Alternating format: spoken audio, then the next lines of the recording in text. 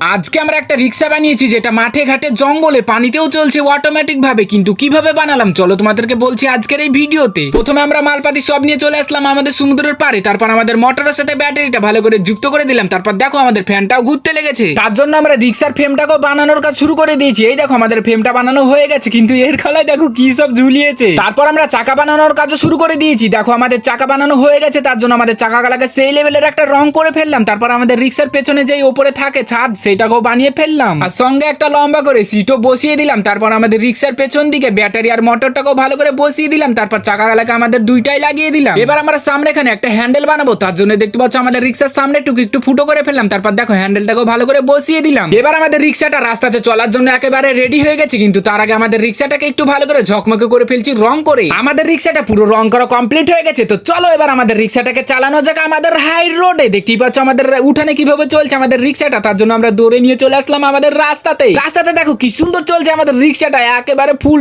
স্পিডে চলছে। আমরা লোড দিচ্ছি তাও সেটা নিয়ে চলে যাচ্ছে।